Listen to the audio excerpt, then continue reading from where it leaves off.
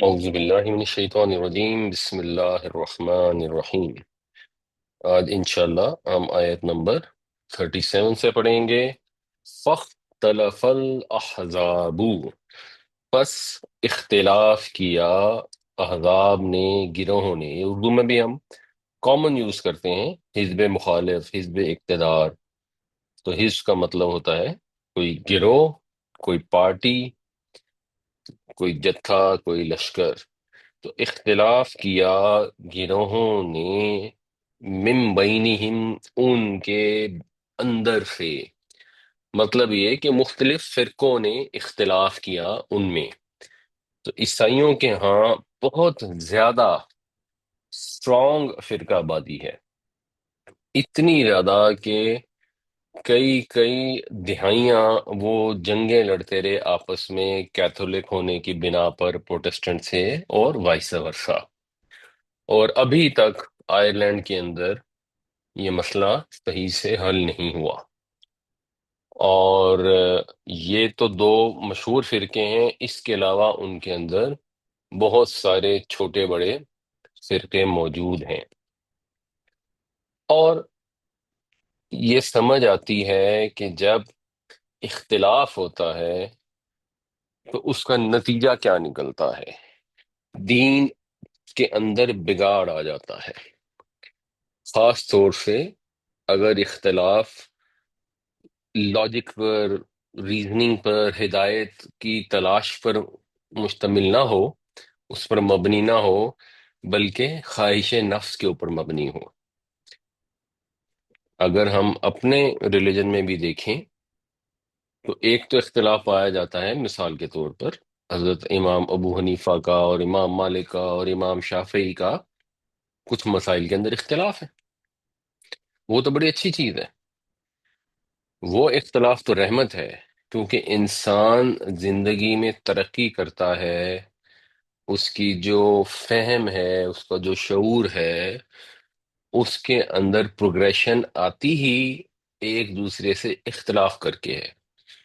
اگر ایک شخص ایک بات کہہ دے اور اگلا اس کو بس سوچے سمجھے بغیر مان لے، تو انسانی عقل جو ہے وہ میچور نہیں ہوتی، اس کے اندر ترقی و ترویج نہیں ہو پاتی۔ وہ اختلاف تو ہے رحمت۔ لیکن جب وہ اختلاف اس چیز پر مبنی ہو جائے کہ یہ میری دکان ہے، اس کے اندر مجھے نفع ہو، یہ میری مسجد ہے، اس کے اندر میرے سامعین آئیں اور میری باتیں سنیں اور مجھے چڑھاوے چڑھائیں اور میرے پیچھے پیچھے چلیں اور میرے فالوورز بنیں، وہ اختلاف جو ہے وہ دین کو تباہ کر دیتا ہے۔ دین کو تباہ کرنے کا مطلب وہ لوگ جو دین پر عمل کرنا چاہتے ہیں ان کو تباہ کر دیتا ہے۔ تو اس کے اوپر بھی سوچنا چاہیے، غور کرنا چاہیے۔ اختلاف برائے اختلاف بھی نہیں ہونا چاہیے، اختلاف اس لیے بھی نہیں ہونا چاہیے کہ انسان اس سے کوئی دنیاوی فائدے اٹھا لے۔ اختلاف وہاں پر ہونا چاہیے جہاں پر کوئی ہدایت پر نہ چل رہا ہو یا کسی کو بات سمجھ نہ آ رہی ہو، تو آپ اپنا اختلافی پوائنٹ آف ویو اس کو بتا سکتے ہیں، اور اس کے اندر بھی تشدد نہیں ہونا چاہیے۔ اگر آپ سمجھتے ہیں کہ وہ بات درست نہیں ہے تو آپ پہلی بات ہے خود اس پر عمل نہ کریں، اور دوسروں کو توجہ دلا دیں۔ اس کے بعد اگر وہ واقعی جینوئنلی سمجھ رہے ہیں کہ وہ بات بالکل صحیح ہے تو پھر ٹھیک ہے، پھر ان کا معاملہ ہے اور اللہ تعالیٰ کا معاملہ ہے۔ تو عیسائیوں کے اندر بھی بہت سارے اختلافات تھے۔ شروع میں جب حضرت عیسیٰ علیہ السلام کے جو حواری تھے، جو 12 تو مین حواری تھے، اور اس کے علاوہ بھی جو بھی ان کے ماننے والے تھے، وہ صحیح دین پر قائم تھے۔ جب حضرت عیسیٰ علیہ السلام کو اللہ تعالیٰ نے آسمان پر اٹھا لیا تو اس وقت ان کے ایک پیروکار جو ایکچولی ان کی زندگی میں پیروکار نہیں تھا یا دنیا میں موجودگی میں پیروکار نہیں تھا، پال، اس نے آ کر بالکل ہی دین کو چینج کر دیا اور لوگ اس کے پیچھے لگ گئے، اور وہاں سے اختلاف شروع ہو گیا۔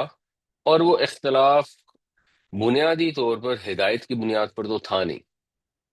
آج بھی ہمیں اگر لوگ آ کے کہہ دیں کہ میں نے خواب میں یہ دیکھا، مجھے یہ پتہ لگ گئی بات، مجھے یوں ہدایت مل گئی، مجھے یہ الہام ہو گیا، اس کو ایک کان سے سن کے دوسرے سے نکال دیں۔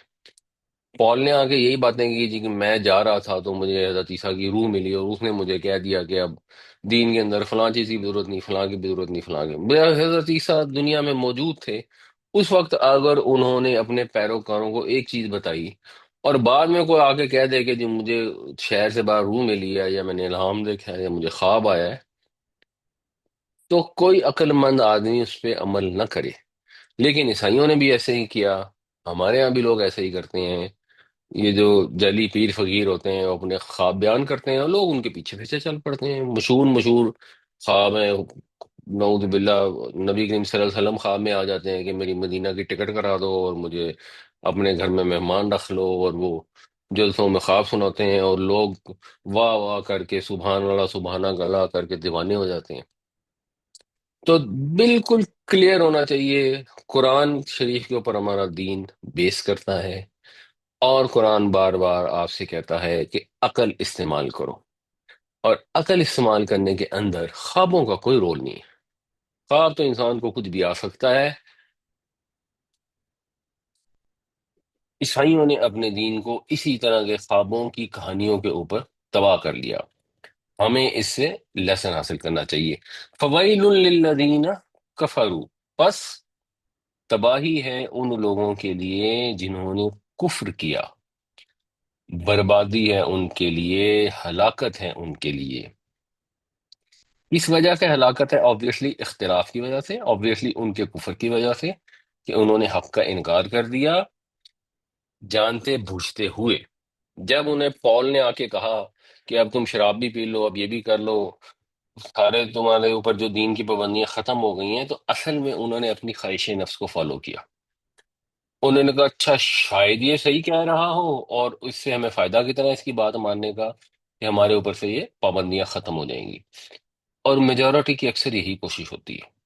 اور ہمارے ہاں بھی یہ جو مزاروں پر لوگ جاتے ہیں، اصل ان کا مقصد یہی ہوتا ہے کہ سارا ہفتہ جو ہے اپنی خواہش نفس کو فالو کرتے رہے، اور ایک جمعرات والے دن جا کے وہاں چادر چڑھائیں تو اب جو مزار کے اندر بزرگ دفن ہیں وہ خود ہی ہمیں بچا لیں گے۔ بنیادی طور پر جو ہدایت سے دور جانے کی وجہ ہوتی ہے ہمیشہ سے، وہ یہی ہوتی ہے کہ انسان اپنی خواہش نفس کو فالو کرنا چاہتا ہے، وہ رکنا نہیں چاہتا، گناہ سے باز نہیں آنا چاہتا، اس کو مشکل ہوتی ہے، اس کے اندر پرابلم ہوتی ہے۔ نیچرل ہے، انسان کو کسی بھی گناہ کی عادت ہو تو ایسے ہی ہوتا ہے جیسے سگریٹ کی عادت ہے، بڑا مشکل ہوتا ہے اس سے رکنا۔ اب بیچ میں سے کچھ اور دروازہ مل جائے تو پھر لوگوں نے جو راستے تلاش کیے ہوئے ہیں، اور وہ طرح طرح کے ہیں، ان میں یہ بھی ہیں کہ اللہ رحمان و رحیم ہے، وہ تو بس معافی کر دے گا، حالانکہ رحمان نے خود بتایا ہے کہ میں تو عذاب دوں گا۔ اس میں یہ بھی ہے کہ ہمارے نبی صلی اللہ علیہ وسلم آخری رسول ہیں تو ان کی امت نے تو بخشے ہی جانا ہے۔ وہ اپنی اولاد کو کہہ رہے ہیں کہ اگر مجھ سے کچھ لینا ہے تو ابھی لے لو، وہاں جا کے میں تمہیں کچھ نہیں دے سکتا۔ اور اس میں یہ بھی ہے کہ ہم کسی کا آسرا پکڑ لیں گے، کسی کا دامن تھام لیں گے تو بس وہ ہمیں بچا کے لے جائے گا۔ سب فرقوں میں، سب قوموں میں، سب مذاہب میں اسی طرح کے لوگ چور راستے ڈھونڈتے ہیں اپنی خواہش نفس کو پورا کرنے کے لیے۔ تو اللہ تعالیٰ یہ بتا رہے ہیں کہ جب لوگ اس طرح کے چور راستے ڈھونڈ کر حق کا انکار کر دیتے ہیں، چاہے زبان سے چاہے عمل سے، ان لوگوں کے لیے تباہی ہے، ہلاکت ہے، من مشہد یوم عظیم، ایک بڑے دن کے۔ اب بڑے دن سے بنیادی طور پر مراد ہے ہولناک دن سے۔ ویسے تو قیامت کا دن بہت بڑا ہوگا، 50,000 سال کے برابر ہوگا، لیکن اس سینس میں غالباً یہاں بڑا نہیں ہے، یہ ہولناکی کے لیے بڑے کا لفظ استعمال ہے۔ تو ایک بڑے ہولناک دن کے مشہد سے۔ اب مشہد جو ہے، یہ اگر آپ دیکھیں گے تو آپ کو سمجھ آ جائے گی کہ یہ شین ہے اور دال اس کا روٹ ہے، اس سے مفعل کا وزن ہے۔ جیسے مکتب کا وزن ہوتا ہے، مفعل کا وزن جو ہے وہ عام طور پر کسی جگہ یا وقت کے لیے استعمال ہوتا ہے۔ جیسے مسجد کا ہے، مفعل مفعل دونوں وزن استعمال ہوتے ہیں، تو مسجد سجدہ کرنے کی جگہ کو کہتے ہیں، مکتب پڑھنے لکھنے کی جگہ کو کہتے ہیں۔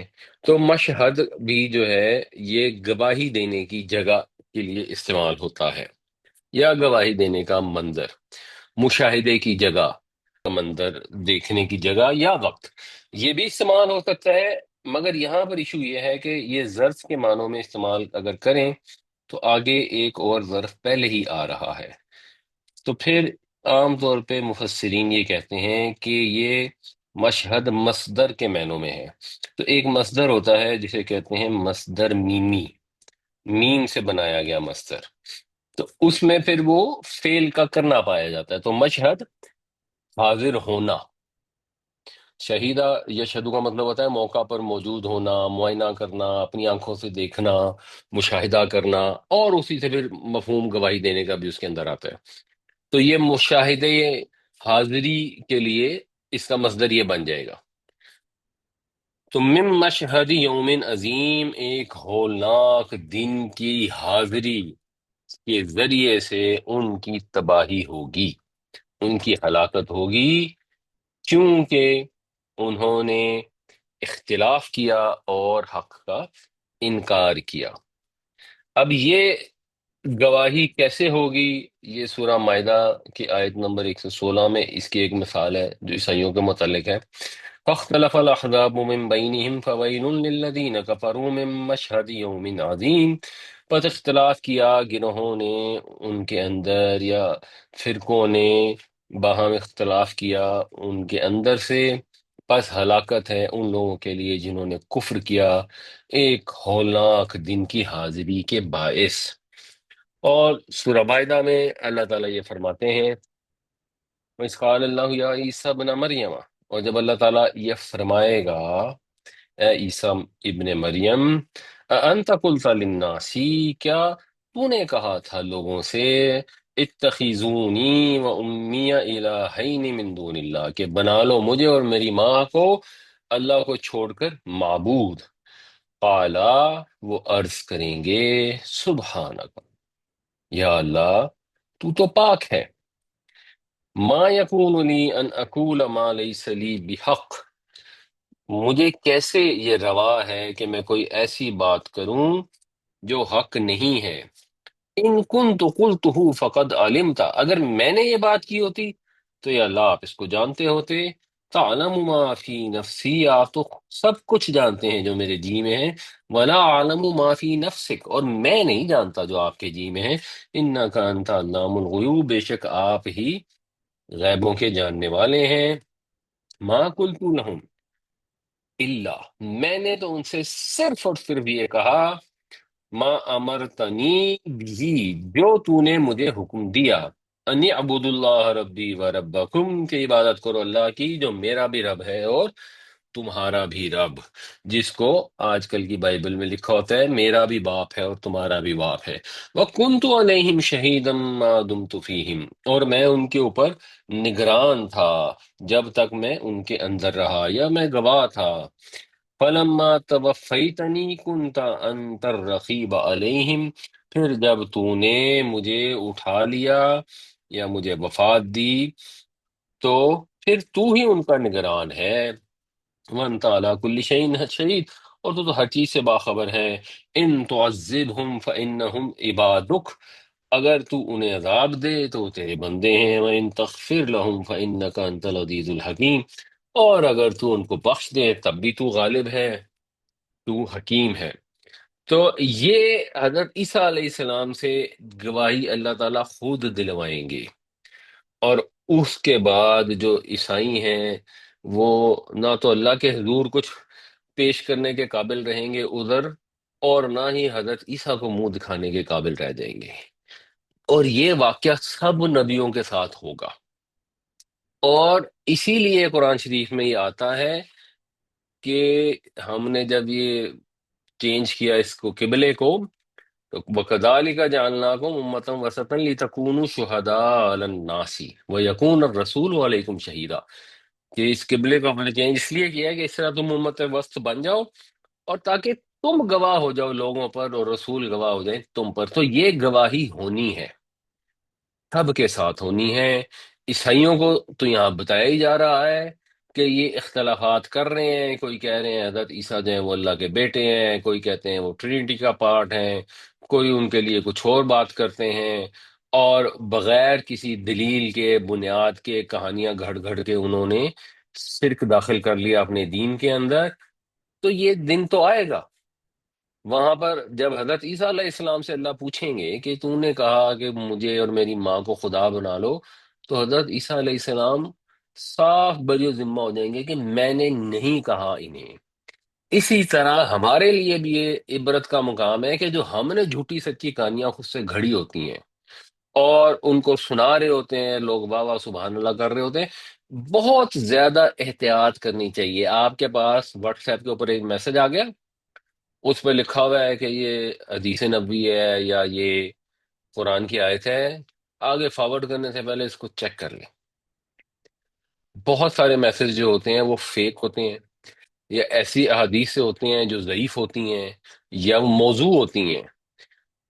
اگر آپ نے واقعی بہت آپ کو تبلیغ کا شوق ہے، اول تو یہ واٹس ایپ کی جو تبلیغ ہوتی ہے نا، یہ کوئی تبلیغ نہیں ہے کہ ایک میسج آ گیا آگے لوگوں کو فارورڈ کر دیا، اکثر لوگ تو اس کو دیکھتے بھی نہیں۔ ہاں، اگر آپ کے کوئی سلیکٹ فیو لوگ ہوں جن کو انٹرسٹ ہو اور آپ کو پتا ہو کہ انہیں انٹرسٹ ہے، اور آپ ان کو ونس ان وائل کو چیز بھیجتے ہیں، دیٹ از فائن۔ مگر جب بھی کوئی چیز بھیجیں، اگر اس میں قرآن کا لفظ لکھا ہے تو چیک کریں قرآن میں کون سی آیت ہے، اگر حدیث لکھا ہے تو چیک کریں کہ کیا وہ صحاح ستہ سے ہے فار ایگزامپل، اور ان کے اندر سے بھی صحیح حدیث ہے یا ضعیف حدیث ہے، کیونکہ صحیح بخاری اور صحیح مسلم کے علاوہ جو باقی کی چار کتابیں ہیں صحاح ستہ کی، ان میں ساری احادیث صحیح نہیں ہیں۔ تو چیک کرنے کے بعد بھیجا کریں، اس میں احتیاط کیا کریں، کیونکہ اس طرح کی جھوٹی سچی کہانیوں کی وجہ سے ہی دین کے اندر بدعتیں بھی پیدا ہوتی ہیں، اور دین کے اندر فرقہ واریت بھی ہوتی ہے، اور اصل دین کو لوگ چھوڑ کر کسی اور چیز پر چل پڑتے ہیں۔ اسمع بہم و ابصر، اسمع بہم و ابصر، یہ لفظی ترجمہ تو بظاہر اس کا بنے گا کہ اسمع فعل امر ہے، دکھاؤ بہم ان کو، یا دکھاؤ ان کے ذریعے کسی چیز کو، اس قسم کا مطلب بنے گا، لیکن ایکچولی یہ وہ ہے نہیں۔ یہ ایسے ہی ہے جیسے ما احسنو کا، ما اجملو کا ہوتا ہے نا، تو وہ تعجب کے یا تعریف کے صیغے ہوتے ہیں، تحسین کے لیے، پریس کے لیے استعمال کیے جاتے ہیں۔ تو اسمع بہم کا مطلب ایکچولی یہ ہے کہ کیا خوب سننے والے ہیں، کیا سماعت ہے ان کی، وہ ابصر، اور کیا بصارت ہے ان کی۔ اور یہاں پہ آگے آ رہا ہے یوما، اس دن، تو اس کا مطلب ہے یہ قیامت کی بات ہو رہی ہے، اور مستقبل میں ترجمہ کریں گے کہ کیا خوب سماعت ہوگی ان کی، اور کیا خوب بصارت ہوگی، کیا زبردست سننے والے ہوں گے، کیا زبردست دیکھنے والے ہوں گے اس دن، یا اتونا، جس دن وہ آئیں گے ہمارے پاس۔ عطا یاتی آنا، یاتی وہ آتا ہے، یا اتونا وہ سب آتے ہیں، مستقبل میں ترجمہ کریں گے وہ سب آئیں گے۔ جب وہ ہمارے پاس حاضر ہوں گے، ہمارے حضور آئیں گے، تو خوب دیکھنے والے اور سننے والے ہوں گے۔ آج ان کے کان بھی بند ہیں، آج ان کی آنکھیں بھی بند ہیں۔ جب انہیں اصل حقیقت سنائی جاتی ہے، سمجھائی جاتی ہے، تو نہ اس کو سنتے ہیں، نہ اس کو دیکھتے اور سمجھتے ہیں۔ جب وہ دن آئے گا، جب مشہد عظیم ہوگا، تو کانوں کے پردے بھی کھل جائیں گے اور آنکھوں کی پٹیاں بھی اتر جائیں گی۔ اس وقت محسوس ہوگا ان سے زیادہ تو کسی کو دکھائی نہیں دیتا، ان سے زیادہ تو کسی کو سنائی نہیں دیتا، لیکن وہ وقت سننے اور سمجھنے کا ہوگا ہی نہیں۔ سننے اور سمجھنے کے لیے اللہ تعالیٰ نے دنیا بنائی ہے۔ دنیا کے اندر آپ نے حقیقت کو دیکھ کر، سن کر، سمجھ کر اپنی اصلاح کرنی ہے۔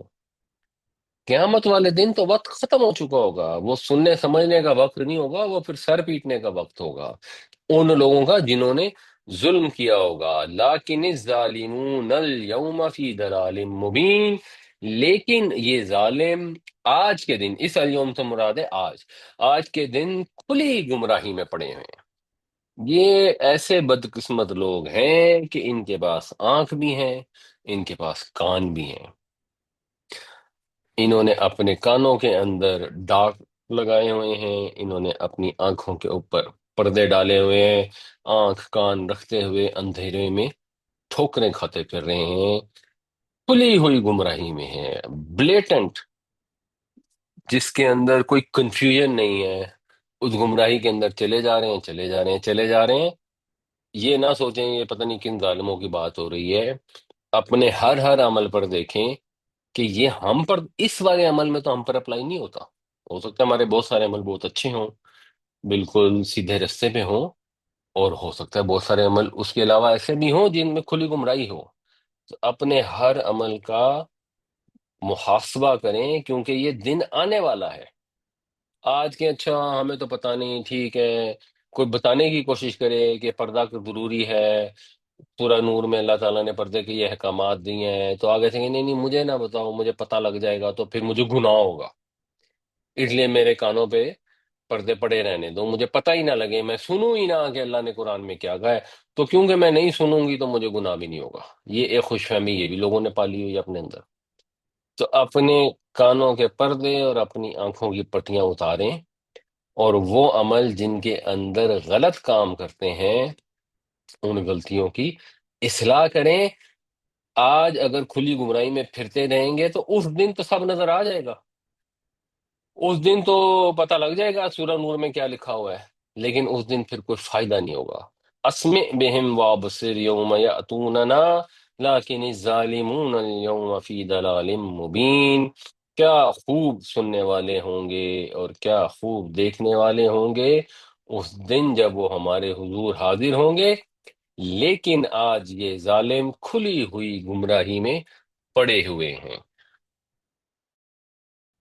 وَأَنذِرْهُمْ، اور انذار کریں انہیں، خبردار کریں انہیں، آگاہ کریں انہیں، یوم الحسرتی، حسرت کے دن سے، اس دن جب لوگ حسرتیں کریں گے کہ اے کاش ہم دنیا میں صحیح عمل کر لیتے، اے کاش ہمیں دوبارہ دنیا میں بھیج دیا جائے، اب اگر ہمیں بھیجا جائے تو اب ہم ایمان کی اور عمل صالح کی زندگی گزاریں گے، لیکن یہ حسرت بس حسرت ہی رہے گی۔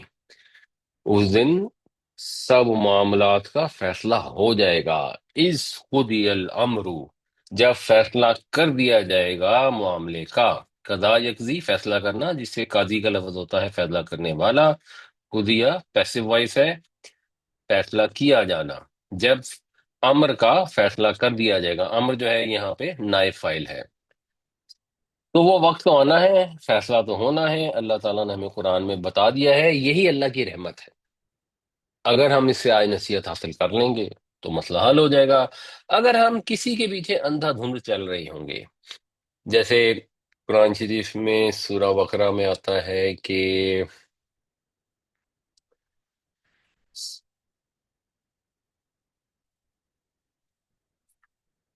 وَمِنَ النَّاسِ مَن يَتَّخِذُ مِن دُونِ اللَّهِ أَندَادًا يُحِبُّونَهُمْ كَحُبِّ اللَّهِ وَالَّذِينَ آمَنُوا أَشَدُّ حُبًّا لِلَّهِ وَلَوْ يَرَى الَّذِينَ ظَلَمُوا إِذْ يَرَوْنَ الْعَذَابَ، اور کاش آپ دیکھیں لوگوں کو جب وہ دیکھیں گے عذاب کو، ان القوۃ للہ، ان القوۃ للہ جمیعا وان اللہ شدید العذاب، کہ قوت تو ساری اللہ کے پاس ہے اور اللہ تعالیٰ شدید عذاب والا ہے۔ تو وہاں پر آتا ہے استبرأ الذین اتبعوا من الذین اتبعوا ورأوا العذاب وتقطعت بهم الاسباب، کہ جس دن دیکھیں گے وہ لوگ جن کو فالو کرتے، لوگ جن کی پیروی کرتے رہے، جیسے حضرت عیسیٰ علیہ السلام جو ہیں ان کو وہ فالو کرتے ہیں عیسائی، وہ بیزاری کا اظہار کریں گے اپنے فالوور سے، اور وہ سارے جو انہوں نے رشتے بنائے ہوئے ہیں وہ کٹ جائیں گے۔ اس وقت کہیں گے یہ لوگ وقال الذین اتبعوا لو ان لنا کرۃ فنتبرأ منهم كما تبرؤوا منا، کیا کاش ہمیں ایک موقع اور مل جائے تو ہم ان سے اسی طرح بیزاری کا اظہار کریں جس طرح آج یہ ہم سے بیزار ہو رہے ہیں، پھر ہم یہ والے کام نہ کریں۔ كَذَلِكَ يُرِيهِمُ اللَّهُ أَعْمَالَهُمْ حَسَرَاتٍ عَلَيْهِمْ وَمَا هُمْ بِخَارِجِينَ مِنَ النَّارِ، اللہ تعالیٰ اسی طرح دکھاتا ہے یا دکھائے گا ان کے اعمال ان کو حسرتیں بنا کر، اور پھر وہ آگ سے نکل نہیں سکیں گے۔ تو یہ کسی مفتی کے، مولوی صاحب کے، پیر کے، فقیر کے، کسی کے فالو کر کے اس کے اوپر ریلائی کرنے کی ضرورت نہیں ہے، اس دن کوئی رشتہ نہیں رہے گا۔ اگر آپ نے فالو کرنا ہے تو ہمارا ایک ہی پیر، ایک ہی امام، ایک ہی چراغ منیر، سراج منیر ہے، نبی کریم صلی اللہ علیہ وسلم۔ جہاں پر یہ چیز سرٹن ہو جائے کہ یہ حضور نے فرمایا ہے تو بالکل فالو کریں، اور وہ چیز جو حضور نے فرمائی ہے، جو سب سے زیادہ سرٹن ہے، جو حضور نے ہمیں عطا فرمائی ہے، وہ قرآن پاک ہے۔ تو قرآن سے کوئی چیز سمجھ آ رہی ہو صاف، تو پھر تو ویسے ہی بحث ہی ختم ہو جاتی ہے، آگے کہیں تحقیق کی ضرورت ہی نہیں رہ جاتی۔ اگر اس کے بعد فالو کرنا ہے تو بس نبی کریم صلی اللہ علیہ وسلم کو فالو کرنا ہے، اور کسی کا یہ مقام نہیں ہے کہ آپ اس کو فالو کریں اور وہ بعد میں جا کے کہیں ہم تو ان کو فالو کرتے تھے۔ وہ اس دن وہ آپ سے بیزاری کا اظہار کریں گے، آپ ان سے بیزاری کا اظہار کریں گے۔ وَهُمْ فِي غَفْلَةٍ، اور آج وہ غفلت میں ہیں۔ وَهُمْ لَا يُؤْمِنُونَ، اور یہ ایمان نہیں لا رہے، کیونکہ آنکھوں پہ پٹی بندھی ہوئی ہے، کانوں پہ پردے پڑے ہوئے ہیں۔ اس دن جب آنکھیں کھل جائیں گی تب تو توبہ کے، اصلاح کے، کوشش کے، عمل کے سارے دروازے بند ہو جائیں گے۔ آج غفلت میں پڑے ہوئے ہیں، ایمان لا نہیں رہے ہیں، تو ٹھیک ہے نہ لائیں، اس دن پھر حسرت سے کہتے رہیں گے کہ کاش ہم دوبارہ چلے جائیں، کاش ہم دوبارہ چلے جائیں، لیکن یہ ان کی حسرت حسرت ہی رہے گی۔ اس دن سارے معاملات کا فیصلہ ہو جائے گا، اور ہر ایک اپنے اعمال کے نتائج سے دوچار ہوگا۔ وَأَنذِرْهُمْ يَوْمَ الْحَسْرَةِ إِذْ قُضِيَ الْأَمْرُ وَهُمْ فِي غَفْلَةٍ وَهُمْ لَا يُؤْمِنُونَ، اور آگاہ کرو، خبردار کرو، ڈراؤ انہیں حسرت کے دن سے جب معاملے کا فیصلہ کر دیا جائے گا اور یہ غفلت میں پڑے ہوئے ہیں اور ایمان نہیں لا رہے۔ یہاں یہ غور کرنا چاہیے، کوئی وائز بیٹھ کر اگر آپ کو قیامت سے ڈرانا شروع کر دے، موت سے ڈرانا شروع کر دے، تو بہت ہی ناپسند آتا ہے۔ اور لوگ کہتے ہیں کہ نہیں نہیں، دین جو ہے وہ صرف ڈرانا نہیں ہے، دین میں تو محبت ہے، دین میں تو لوگوں کو آپ اچھی اچھی باتیں بتائیں۔ اپنی حد تک وہ بھی ٹھیک ہے، ایک حد تک، یعنی صرف آپ ڈراتے ہی رہیں اور کوئی لوگ رحمت کی امید نہ دلائیں، وہ بھی بالکل غلط ہے۔ صرف ایک پکچر نہیں ہوتی، لیکن آپ قرآن شریف کو پڑھیں، غور کریں، زیادہ تر اس میں انذار ہی ہے، زیادہ تر اس میں خبرداری کیا گیا ہے۔ اس میں جو خوشخبریاں ہیں وہ ان پہ آیتیں کم ہیں اور ڈراموں پر زیادہ ہیں۔ تو بس ٹھیک ہے، پھر اگر اللہ تعالیٰ ڈرا رہا ہے تو آگے بتانے والے کو بھی آگے لوگوں کو خبردار ہی کرنا چاہیے۔ انا نحن نرث الارض، انا بے شک ہم، پھر نرثو میں بھی دار ہے، ہم کا مفہوم ہے، اور بیچ میں نحنو بھی آ گیا، یہ ایمفسس ہے، بے شک ہم ہی ہیں، نرث الارض، زمین کے وارث۔ ورثہ یریثو کا مطلب ہوتا ہے وارث ہونا، وارث بننا۔ تو بے شک ہم ہی وارث ہیں، یا وارث ہم ہی ہوں گے، مطلب یہ کہ زمین کا وارث ہم ہوں گے، ومن علیہا، اور جو کچھ اس کے اوپر ہے اس کے بھی وارث ہم ہوں گے۔ یعنی یہ زمین بھی فنا ہو جائے گی، اس کے اوپر رہنے والے بھی سب فنا ہو جائیں گے۔ جو بھی ایسٹ، جو بھی سامان کوئی سمجھتے ہیں کہ ان کے پاس ہے، جس کے لیے ساری زندگی انسان غلط کام کرتا رہتا ہے کہ کسی طرح مال و متاع کما لوں، مال اکٹھا کر لوں، مال اکٹھا کر لوں، مال اکٹھا کر لوں، وہ جتنا بھی مال اکٹھا کرے گا وہ اس کا ہے ہی نہیں۔ جتنا بڑا بینک بیلنس ہوگا، جتنے زیادہ پلاٹ اکٹھے کرے گا، ان میں سے کوئی بھی اس کے نہیں ہے، وہ سب کے سب فنا ہو جائیں گے، اور فنا ہونے سے پہلے بھی اس کے نہیں ہیں، اس کے وارثوں کے ہیں، اور جو اس کے وارث ہیں ان کے بھی نہیں ہیں، آگے ان کے وارثوں کے ہیں، اور جو ان کے وارث ہیں ان کے بھی نہیں ہیں۔ ایونچولی آخر میں کون ہے جو رہ جائے گا؟ وہ صرف اللہ کی ذات ہے، باقی سب تو فنا ہو جائیں گے۔ تو جب اللہ ہی رہ جائے گا، اللہ ہی کی ہر چیز ہے، تو پھر انسان کو مال مل جائے، زمین مل جائے، طاقت مل جائے، اس پہ فخر کرنا تو سٹوپڈیٹی ہے۔ یہ تو عارضی سامان ہے، متاع قلیل ہے۔ اس زمین کا، اہل زمین کا، سب کا مالک، سب کا وارث اللہ ہی ہے۔ اور وَإِلَيْنَا يُرْجَعُونَ، اور ہماری ہی طرف وہ لوٹائے جائیں گے، اسی کے حضور پیشی ہوگی۔ وہ دن آنا ہے جب وہاں پر پہنچنا ہے، ساری دنیا جو کمائی ہے یہ ختم ہو جائے گی، اس کے حضور پیش ہونا ہے، اور جب اس کے حضور پیش ہوں گے تو نہ کوئی مدد کر سکے گا، اور نہ کوئی اس کی اجازت کے بغیر کسی کی سفارش کر سکے گا۔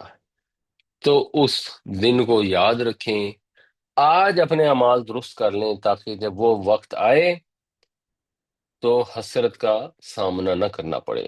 انا نحن نرث الارض ومن علیہا والینا یرجعون، بے شک ہم ہی وارث ہوں گے زمین کے اور زمین پر بسنے والوں کے، اور سب لوگ ہماری ہی طرف لوٹائے جائیں گے۔ وَاذْكُرْ فِي الْكِتَابِ ابراہیم، اور یاد کرو کتاب میں ابراہیم علیہ السلام کو۔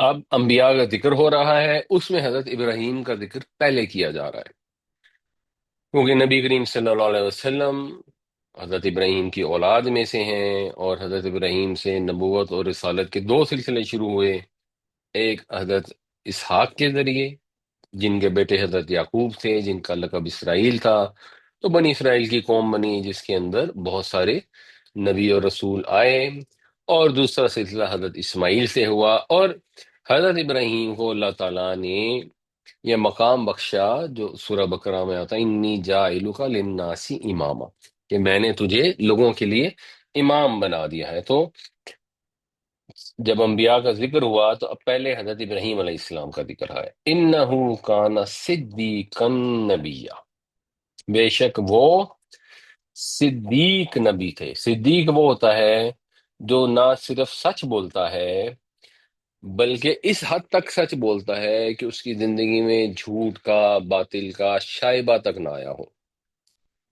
اور حضرت ابراہیم کی صدیقیت کا یہ ذکر کیا گیا کیونکہ اہل کتاب اور مشرکین عرب دونوں حضرت ابراہیم کو مانتے تھے، بلکہ ان کی وراثت کے دعوے دار تھے، ان کی اولاد ہونے کے مدعی تھے۔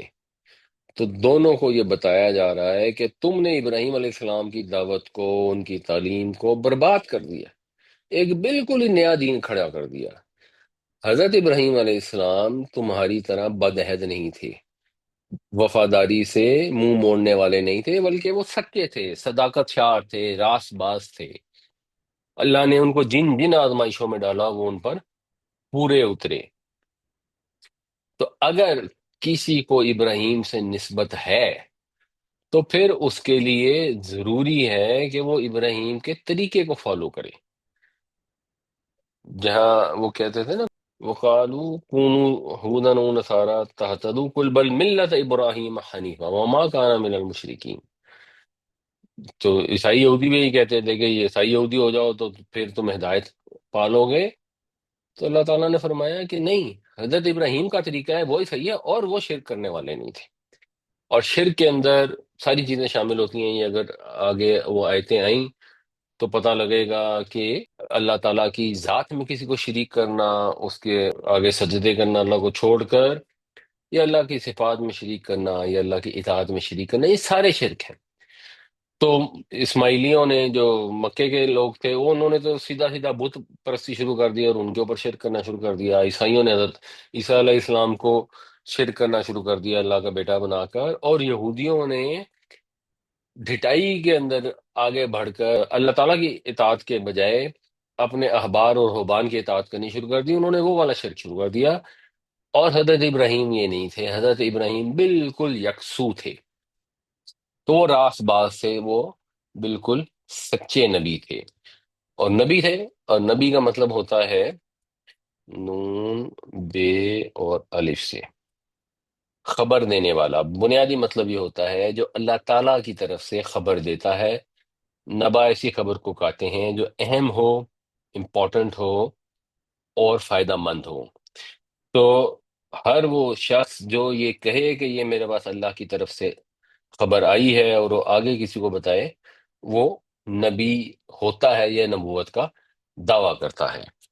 اور ایک اس میں ضمنی بات یہ ہے کہ جب قرآن نے یہ کہہ دیا کہ حضرت ابراہیم علیہ السلام صدیق تھے، تو اب حدیث کی کسی کتاب میں یہ آ جائے کہ حضرت ابراہیم نے جھوٹ بولے تو ظاہر سی بات ہے وہ ٹھیک نہیں ہو سکتا۔ اس پہ امام راضی کا ایک ایکچولی کامنٹ بھی ہے بڑا اچھا، کہ انہوں نے کہا کہ بجائے اس کے کہ میں یہ مانوں کہ حضرت ابراہیم نے جھوٹ بولا تھا، میں یہ مان لوں گا کہ وہ راوی جس نے حدیث بیان کی ہے اس نے جھوٹ بولا ہوگا.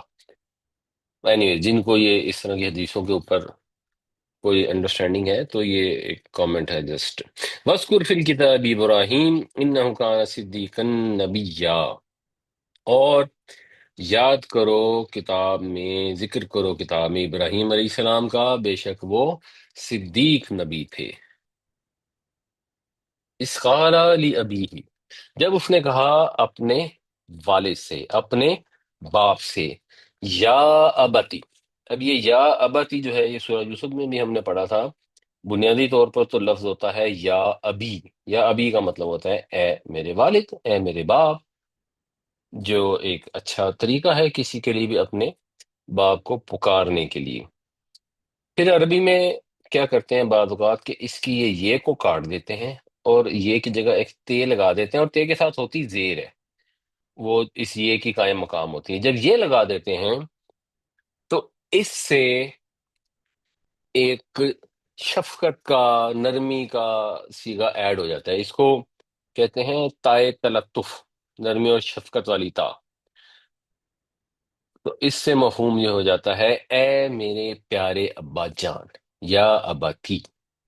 تو حضرت ابراہیم علیہ السلام نے اپنے باپ کو نصیحت کرنی تھی، تو نصیحت کرنے کے لیے انہوں نے انتہائی نرمی سے، دل سوزی سے، درد مندی سے، سعادت مندی سے ان سے بات کی. ان کو یہ نہیں کہا کہ بھائی تو ان کی ہو گیا، تھوڑا دماغ کام نہیں کرتا ہے، کی کر رہے ہو. ان کو بڑی محبت سے کہا کہ اے میرے پیارے ابا جان، لما تعبدوا ما لا يسمع ولا يبصر، آپ کیوں عبادت کرتے ہیں ایسی چیزوں کی جو نہ سنتی ہیں نہ دیکھتی ہیں. یہ بتوں کی، وہ بھی ابراہیم علیہ السلام کے دور میں بتوں کی پوجا کیا کرتے تھے، اور اپیرنٹلی ان کا جو باپ تھا وہ خود شاید بتوں کو گھڑتا تھا، بت تراش تھا. تو ان کو کہا کہ یہ جو اپنے ہاتھوں سے گھڑی ہوئی پتھر کی مورتیاں ہیں ان کو معبود بنا لیا، ان کی پوجا کرنی شروع کر دی، اس کی تک کیا ہے؟ یعنی کسی کو معبود بنا لینا کوئی انٹرٹینمنٹ کا مسئلہ تو ہے نہیں، اس کا تعلق تو انسان کی سب سے بڑی ضرورت سے ہے. انسان خدا کو کیوں مانتا ہے؟ نمبر ون اس لیے مانتا ہے کہ اس کے شعور کا تقاضا ہے کہ وہ غور کرے اور سمجھے کہ کوئی خدا ہے. اور وہ اس کی عبادت کیوں کرتا ہے؟ ایک تو اس لیے عبادت کرتا ہے کہ اس نے اگر ڈیمانڈ کیا کہ میری عبادت کرو تو وہ تو کرنی ہے. اس کے علاوہ بھی انسان عبادت کرتا ہے خدا کی، کیونکہ وہ اس کی دعا، اس کی فریاد کو سنتا ہے، اس کے دکھ درد کو دیکھتا ہے، اس کی مشکل کے وقت اس کی دستگیری کرتا ہے. یہ خدا کی ہستی ہے جو انسان کی سب سے بڑی احتیاج کو پورا کرتی ہے، جو اس کا تعلق اپنے رب کے ساتھ ہے. At the end of the day ہم دنیا میں آئے ہیں، ہمیں دنیا گزارنی ہے، تو ہمیں دنیا کے اسباب چاہیے. ہمیں صحت بھی چاہیے، ہمیں مال بھی چاہیے، ہمیں اولاد بھی چاہیے. تو جو ساری چیزیں چاہیے یہ کہاں سے آئیں گی؟ کس سے مانگیں گے؟ اپنے رب سے مانگیں گے. تو جس سے مانگیں گے اس کے متعلق یہ کلیئرٹی ہونی چاہیے کہ وہ ہماری احتیاج کو پورا کر سکتا ہے، ہماری دستگیری کر سکتا ہے. خود ہی اپنے ہاتھوں سے مورتیاں بنا لیں جو نہ سنتی ہوں نہ دیکھتی ہوں، ولا یغنی عنک شیئا، اور نہ ہی وہ کچھ کام آنے والی ہیں آپ کے ذرا بھی، کسی قسم کے کام بھی نہ آتی ہوں. تو یہ کس مرض کی دوا ہے کہ ان کے آگے سجدے کرنے شروع کر دیں؟ یہ تو بالکل بیسک کامن سینس کی بات ہے. تو یہ پہلی ان کو دلیل بھی بتائی، ان کو آرگیومنٹ دیا کہ یہ جو شرک کرنا ہے یہ کھلی ہوئی بے وقوفی ہے، اسٹوپیڈیٹی ہے. اس کا عقل کے ساتھ، انسان کی فطرت کے ساتھ کو جوڑ ہی نہیں بنتا. اس قال لأبیہ یا ابتی لم تعبد ما لا يسمع ولا يبصر ولا یغنی عنک شیئا. یاد کرو جب کہا اس نے اپنے باپ سے اے پیارے ابا جان، کیوں عبادت کرتے ہیں آپ ان چیزوں کی جو نہ دیکھتی ہیں نہ سنتی ہیں، جو نہ سنتی ہیں اور نہ دیکھتی ہیں، اور نہ ہی وہ آپ کے کسی قسم کے کام آ سکتی ہیں. یا ابتی، اے میرے پیارے ابا جان، انی قد جاءنی من العلم. اب پھر نرمی سے، دانائی سے ان سے بات کی ان کو پھر یہ نہیں کہا کہ آپ کیسے جاہل ہیں، اللہ نے مجھے نبی بنایا ہے، صدیق بنایا ہے، بلکہ ان سے یہ کہا کہ دیکھیں میرے پاس علم آیا ہے، قد جاءنی، آ چکا ہے میرے پاس، من العلمی، کچھ علم، در اللہ کا علم تو بے حساب ہے، اس میں تو کچھ علم حضرت ابراہیم علیہ السلام کو بھی ملا، ما لم یاتی کا، جو نہیں آیا آپ کے پاس، آپ کے پاس وہ علم حقیقی نہیں ہے۔ اگر یہ طے کرنا ہے خدا کے معاملے میں کہ اس کا کوئی شریک ہے یا نہیں ہے، تو یہ ایسے ہی نہیں اٹکل پچو نہیں ہو سکتا۔ آپ خدا کو مانیں گے تو غور کر کے آسمان و زمین کو، اپنی ذات کو دیکھ کر پہچانیں گے، تو ہر انسان جس کی فطرت سلیم ہو وہ خدا کو ماننے پر مجبور ہو جائے گا۔ بالکل صحیح بات ہے، خدا کو ماننے پہ مجبور ہے، خدا کو مانیں گے۔ یہ خدا کے ساتھ کسی اور کو ماننے کی کیا مجبوری ہے؟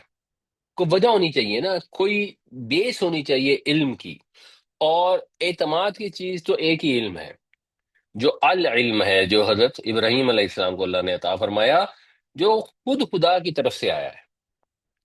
اور ظاہر سی بات ہے حضرت ابراہیم علیہ السلام سے پہلے بھی نبی آتے تھے تو لوگوں کو پتا تھا، جیسے مشرکین نے مکہ کو پتا تھا کہ اللہ کی طرف سے وہی آتی ہے، اہل کتاب کو بھی پتا تھا، تو وہ وہی حضرت ابراہیم کے پاس آئی تھی، ان کے باپ کے پاس تو نہیں تھی، تو انہوں نے ان کو یہ سمجھایا کہ آپ کے پاس وہ علم نہیں آیا، تو کیونکہ نہیں آیا فتبعنی، بس آپ میری پیروی کریں، میرے پیچھے پیچھے چلیں، اہدی کا، میں دکھاؤں گا آپ کو صراطن سویہ، راستہ سویہ، کامل، سیدھا، مکمل، میں آپ کو سیدھا راستہ دکھاؤں گا۔ ویسے یہاں صراطن مستقیم بھی ہو سکتا تھا، اس کا بھی مورل سے ہی مطلب ہے، لیکن سوین جو ہے، یہ جو آگے پیچھے الفاظ آ رہے ہیں، پچھلی آیت میں آیا ہے شیئن، اگلی میں آئے گا سین، تو یہ سب ایک فلو میں یا ایک قافیے میں یا اس کے لیے لفظ استعمال کرتے ہیں فاصلہ، تو ایک ہی فاصلے پہ آ رہے ہیں، تو اس لیے اللہ تعالیٰ نے غالباً یہ لفظ استعمال فرمایا۔ اس کے بہرحال اور بھی کوئی انٹریکیٹ میننگ میں بھی ڈفرنس ہوگا مستقیم سے۔ تو ان کو یہ سمجھایا کہ اگرچہ آپ میرے باپ ہیں، لیکن اب آپ کو راستے کا علم نہیں ہے، مجھے اگر اللہ تعالیٰ نے العلم عطا فرما دیا ہے تو آپ کو میرے پیچھے چلنا ہوگا، اور اس کے اندر کوئی پریشانی کی بات نہیں ہے، یہ ہر باپ کو سمجھنا چاہیے کہ جہاں پر اس کی انڈرسٹینڈنگ میں غلطی ہو، یہاں تو خیر کیسی فرق ہے نا، یہاں تو اللہ کی طرف سے وہی آ گئی، اس میں تو کوئی ڈبیٹ ہی نہیں ہو سکتی۔ جب یہ ثابت ہو گیا کہ ان کے پاس وہی ہے اور وہ سچی ہے، تو بس اس کے بعد تو کوئی بھی ہوگا اس کو ماننا پڑے گا۔ لیکن ادروائز آج کل کے دور میں بھی اگر بیٹا بات صحیح کرے تو باپ کو اس کی بات ماننی چاہیے، اس چیز پر اڑے نہیں رہنا چاہیے کہ میں کیونکہ باپ ہوں تو اس لیے میں جو بھی کہہ رہا ہوں وہ ٹھیک ہے، نہیں، فالو حق کو کرنا چاہیے، حق کے سوا کسی چیز کو فالو نہیں کرنا چاہیے، چاہے اس سے اپنی انا پر چوٹ پڑتی ہو۔ یا بتینی قد جانی من العلم ما لم یأتک فاتبعنی اہدیک صراطا سویا، اے پیارے ابا جان، بے شک آ گیا ہے میرے پاس وہ علم جو آپ کے پاس نہیں آیا، تو آپ میری پیروی کریں، میں آپ کو دکھاؤں گا سیدھا راستہ۔ یا بتی، اے میرے پیارے ابا جان، ابھی تک وہی مخاطب کرنے کا طریقہ ہے، لا تعبد الشیطان، مت عبادت کریں شیطان کی۔ یہ ویسے لفظ ہوتا ہے لا تعبد، تو عبادت نہ کر، آگے کیونکہ حمزہ وصلی آ گیا، اس کو جوڑنا تھا، تو جو اس کے اوپر جزم تھی وہ زیر کے اندر عام طور پہ کنورٹ ہو جاتی ہے۔ لا تعبد الشیطان، آپ نہ عبادت کریں شیطان کی۔ ویسے وہ شیطان کی عبادت کرتے ہی نہیں تھے، انہوں نے اپنے بت بنائے ہوئے تھے۔ پرابلم یہ ہے کہ جو شخص بھی شرک کرتا ہے وہ شیطان کی اطاعت کرتا ہے، اور جب آپ اللہ کے چھوڑ کر کسی کی بھی اطاعت کرتے ہیں تو یہ شرک ہے، یہ اس کی عبادت ہے۔ تو ہر نماز کے اندر آپ پڑھتے ہیں الحمدللہ رب العالمین، سب تعریفیں اللہ کے لیے جو عالمین کا رب ہے، تمام جہانوں کا رب ہے۔ اس کے بعد آپ کے گھر والے کہتے ہیں کہ فلاں کام کر لیں جس میں خدا کی نافرمانی ہے لیکن ہم نے تو کرنا ہے، اور آپ گھر کے سربراہ ہیں اور آپ ان کے آگے ییلڈ کر جاتے ہیں کہ ہائے بچوں کا دل برا ہو جائے گا، ہائے بچی کی شادی ہے، یہ تو زندگی میں ایک ہی دفعہ ہونی ہے، تو ایک ہی دفعہ جو موقع ملا ہے خدا کی فرما برداری کرنے کا، کوئی بات نہیں، نافرمانی کر لیتے۔ تو جب کوئی بات نہیں نافرمانی کر لیتے ہیں آپ کہتے ہیں، تو پھر اس سے جو آپ نے نماز میں رب العالمین اللہ تعالیٰ کے لیے کہا ہوتا ہے وہ جھوٹ ہو جاتا ہے۔ پھر آپ اطاعت خدا کی بجائے، اللہ کی بجائے، جہانوں کے رب کی بجائے اگر آپ اطاعت کرتے ہیں اپنے بیوی بچوں کی، تو پھر ان کی اطاعت نہیں کرتے، ان کی عبادت کرتے ہیں، پھر آپ ان کو خدا بنا لیتے ہیں۔ تو اسی طرح جب شیطان کی اطاعت کرتے ہیں لوگ تو اس کو خدا بنا لیتے ہیں، اس کی عبادت کرتے ہیں۔ ویسے ایسے لوگ دنیا میں نہ ہونے کے برابر گزرے ہیں جو شیطان کے بت بناتے ہیں، اس کی پوجا کرتے ہوں۔ لیکن کسی بھی بت کی پوجا کرنے والا بیسیکلی شیطان کی عبادت کرتا ہے، کیونکہ وہ اطاعت اس کی کرتا ہے۔ ان الشیطان کان للرحمن عصیا، بے شک شیطان رحمان کا بہت ہی بڑا نافرمان تھا۔ عصایاسی معصیت کا لفظ جو اردو میں استعمال ہوتا ہے، اس کا مطلب ہوتا ہے نافرمانی کرنا، اطاعت سے نکل جانا۔ اور فعیل کے وزن پر جو اس صورت میں بے شمار الفاظ فعیل کے وزن پر آئے ہیں، تو بہت زیادہ مستقل نافرمان۔ تو شیطان تو بڑا ہی نافرمان ہے، آپ اس کی عبادت کرنے چل پڑے ہیں، اس کی بات ماننے۔ کتنی بدقسمتی ہے کہ انسان اللہ کو چھوڑ کر شیطان کی باتیں ماننی شروع کر دے، اس کی عبادت کرنی شروع کر دے۔ یا بت لا تعبد الشیطان ان الشیطان کان للرحمن عصیا، اے میرے پیارے ابا جان مت عبادت کیجئے شیطان کی، بے شک شیطان رحمان کا بڑا ہی نافرمان ہے۔ یا ابت انی اخاف، اے میرے پیارے ابا جان، ابھی بھی اسی طرح مخاطب کر رہے ہیں، بے شک میں ڈرتا ہوں، ان یمسک عذاب من الرحمن، کہ چھوئے گا آپ کو عذاب رحمان کی طرف سے، پہنچے گا آپ کو عذاب رحمان کی طرف سے، فتکون للشیطان ولیا، تو آپ رہ جائیں گے شیطان کے ساتھی بن کر، یعنی آپ شیطان کے ساتھی بن جائیں گے، اور شیطان کا پھر جو انجام ہے وہی انجام آپ کو مل جائے گا۔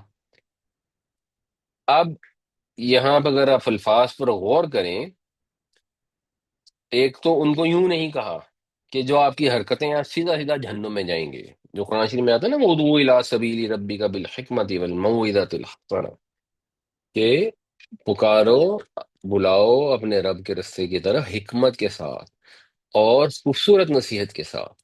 تو خوبصورت طریقے سے نصیحت کی، ان کو یہ نہیں کہا کہ یہ جو آپ کی حرکتیں آپ سیدھے جہنمی ہیں، بلکہ ان کو کہا مجھے یہ اندیشہ ہے، مجھے یہ خوف ہے، مجھے یہ ڈر لگتا ہے کہ آپ رحمان کی طرف سے عذاب میں نہ پکڑے جائیں، ایسا نہ ہو کہ آپ شیطان کے ہی ساتھی بن جائیں۔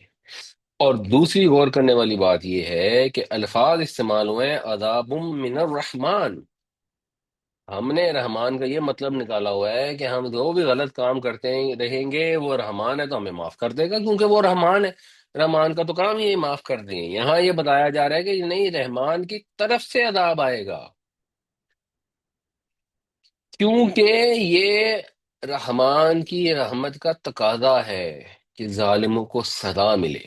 اگر ہم انسانوں میں دیکھیں، مثال کے طور پر ایک بادشاہ بڑا رحم دل ہو، تو وہ بادشاہ جو بڑا رحم دل ہو اور وہ چوروں کو اور ڈاکوؤں کو اور رشوت خوری کرنے والوں کو اور لوگوں کا حق مارنے والوں کو ساروں کو معاف کر دے کہ میں بڑا نہیں ہوں، میں سب کو معاف کر دوں، تو وہ بادشاہ کہلانے کا حقدار نہیں ہے۔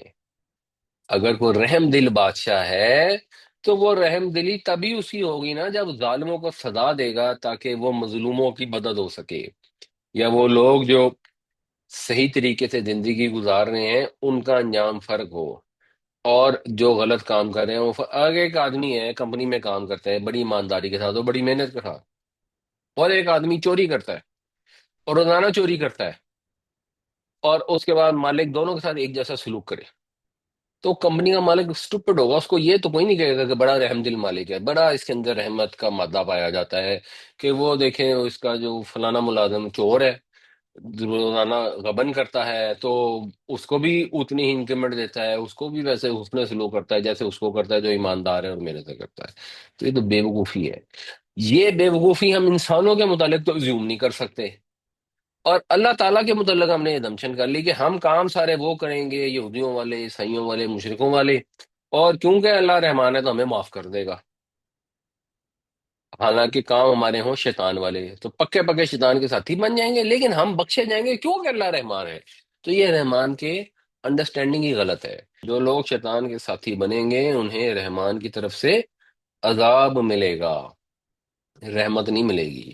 یا بت انی اخاف ان یمسک عذاب من الرحمن فتکون للشیطان ولیا۔ اے میرے پیارے ابا جان، بے شک مجھے یہ اندیشہ ہے کہ آپ کو آ پکڑے گا کوئی عذاب رحمان کی طرف سے، اور آپ رہ جائیں گے شیطان کے ساتھی بن کر۔ قال، اس نے کہا، اراغبن، کیا تو راغب ہے؟ راغب اردو میں لفظ ہوتا ہے رغبت۔ اچھا، رغبت فی کے ساتھ آئے نا تو اس کا مطلب ہوتا ہے کسی کی طرف راغب ہونا، لیکن اگر یہ ان کے ساتھ ہے، اور یہ ان کے صلہ کے ساتھ جو اکثر الفاظ آتے ہیں ان میں ایسا ہی ہوتا ہے، تو اس کا مطلب ہوتا ہے رغبت سے دور ہونا، بیزار ہونا۔ تو اب اتنی درد مندانہ تقریر کے بعد جو ان کے والد آذر نے، جس کا قرآن میں دوسری نام پتہ لگتا ہے آذر تھا، آذر نے جو جواب دیا وہ ایسا دھمکی بھرا اور بدتمیزی والا جواب ہے کہ انہوں نے کہا کہ کیا تو بیزار ہے، برگشتہ ہے، انتا تو ان آلیہتی، میرے معبودوں سے۔ آلیہ الہ کی جمع ہے۔ کیا تم میرے معبودوں سے بیزار ہو رہے ہو یا ابراہیم، اے ابراہیم؟ اب یا تو یہ فلو کی وجہ سے اسٹرکچر ایسا کیا گیا، یا اس کے اندر بھی اس کی نفرت کا اظہار ہے کہ اینڈ میں آگے اس نے نام لیا ابراہیم علیہ السلام کا، شروع ہی یہاں سے فعل استفہام سے کہ اچھا تو نفرت کرتا ہے میرے خداؤں سے ابراہیم۔ لئن لم تنتہی، لئن اگر، یقیناً اگر، لم تنتہی، تنتہی جو ہے یہ نون ہے اور یہ نہا ینہا منع کرنا، جیسے فعل نہیں بھی ہوتا ہے کسی کو کسی کام سے روکنا۔ اس سے پھر جو باب افتعال بنے گا، انتہا ینتہی، انتہا ینتہی کا مطلب ہوگا کسی چیز سے بعد آنا، یعنی جو صلاحی مجرد ہے اس کا مطلب ہے کسی کو روکنا۔ باب افتعال میں عام طور پہ وہ متعدی سے لازم ہو جاتا ہے، خود کو منع کرنا، خود رک جانا، خود بعد آ جانا۔ تو ینتہی وہ بعد آتا ہے، تنتہی تو بعد آتا ہے، لم کی وجہ سے یہ اس کی یہ ختم ہو گئی اور صرف یہ رہ گئی۔ لم تنتہی، اگر تو باز نہ آیا، لَأَرْجُمَنَّكَ، میں تجھے رجم کر دوں گا، میں تجھے سنسار کر دوں گا۔ اور یہ قبائلی سسٹم کے اندر، مثال کے طور پر میں نے آپ کو پہلے یہ بتایا تھا کہ جیسے ہم اگر ایک بکرا خریدتے ہیں اور سڑک کے کنارے اس بکرے کو لٹا کر اس کی گردن پہ چھری پھیر دیتے ہیں، تو ہمیں کوئی آگے یہ نہیں کہے گا یہ تم نے کتنا ظلم کیا ہے۔ اسی طرح اس قبائلی سسٹم کے اندر اگر کوئی اپنے غلام کو قتل کر دے، سنسار کر دے، تو کوئی ان کا ہاتھ پکڑنے والا نہیں ہوتا تھا۔ اور اسی طرح باپوں کو اپنے بیٹوں کے اوپر بھی غیر محدود اختیارات حاصل تھے کہ ان کو بھی وہ سنسار کر دیں تو کوئی پوچھنے والا نہیں ہوتا تھا۔ ویسے رجم کا مطلب لعنت منامت کرنا بھی ہوتا ہے، لیکن یہاں یہی محسوس ہوتا ہے اس کانٹیکس کے اندر کہ میں تجھے سنسار کر دوں گا، یہ ایونچولی میں تجھے یہ سزا دوں گا۔ وہ جرنی، ہجرت کرنا، چھوڑ دینا، وہ جرنی فعل امر ہے، احجر تو چھوڑ دے، نی مجھے، نون نے وقایا ہے، تو چھوڑ دے مجھے، یعنی مطلب یہ ہے کہ تو چلا جا یہاں سے۔ ملین، ملین جو ہے یہ میم لام اور واو، ملا یملو اس کا مطلب ہوتا ہے زمانے کا لمبا ہونا، تو ملین کا مطلب ہو گیا بہت عرصے تک، زندگی بھر تک، یعنی ہمیشہ کے لیے۔ وہجرنی ملین، تو ہمیشہ کے لیے مجھ سے دور ہو جا، دفع ہو جا، یہ اس کے الفاظ کا مفہوم بنتا ہے، نعوذ باللہ۔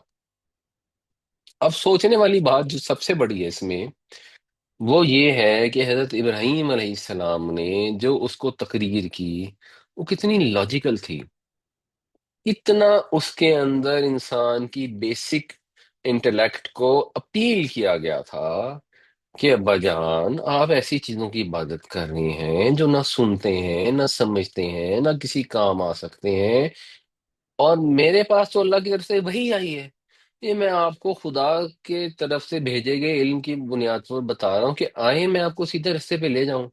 اور ابا جان، یہ شیطان کی باتیں کیوں مان رہے ہیں آپ؟ شیطان تو اللہ تعالیٰ کا نافرمان ہے، کیونکہ خدا کو سب لوگ مانتے تھے۔ یہ جتنے بھی بت پرست ہیں، جو آج کے بھی بت پرست ہیں، وہ ایک پرمیشور کو، ایک بڑے خدا کو تو مانتے ہیں۔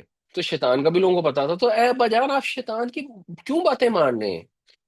مجھے ڈر لگتا ہے کہ آپ کو عذاب آ جائے گا رحمان کی طرف سے، آپ بالکل ہی شیطان کے ساتھی ہو کے رہ جائیں گے، تو ان کاموں سے باز آ جائیں۔ اب اتنی سمجھداری کی بات کے اندر اس کا جواب کیا ہے؟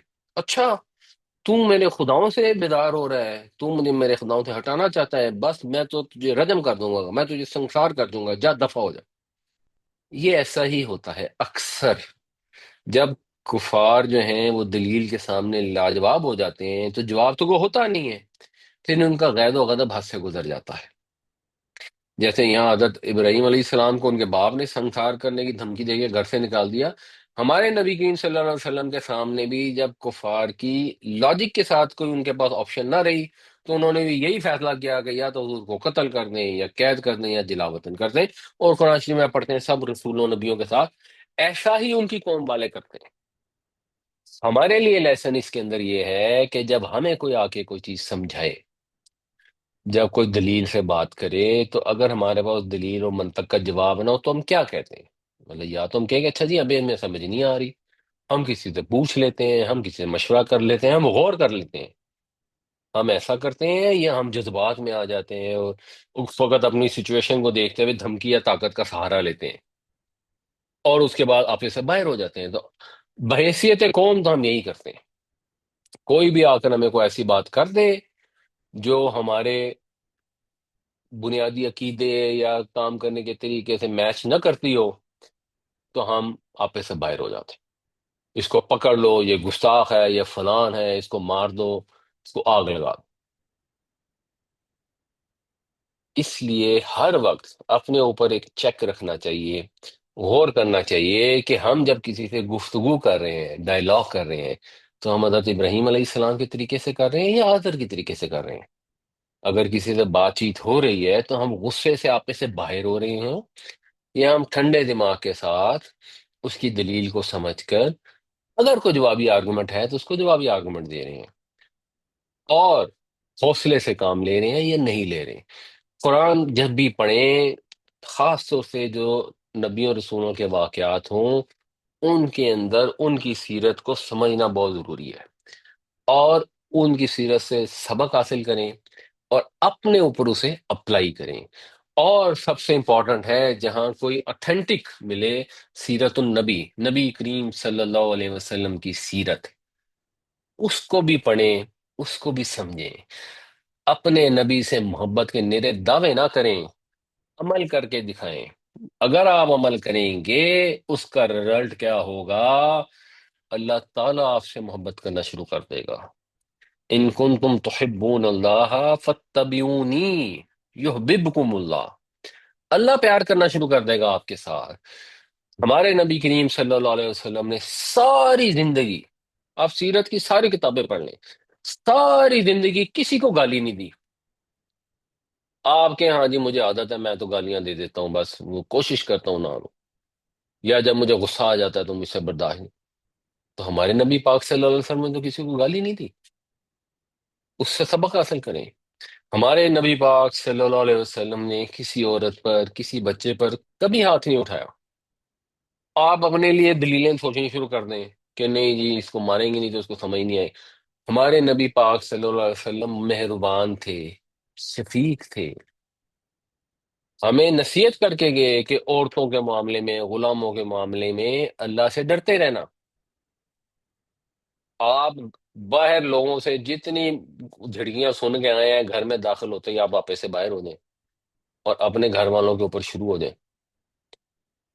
تو یہ جو بھی سیرت ہے یا قرآن میں جو انبیاء کے واقعات آتے ہیں، ان سے سبق حاصل کرنا چاہیے۔ قال اراغب انت عن آلہتی یا ابراہیم لئن لم تنتہی لارجمنک وہجرنی ملیا۔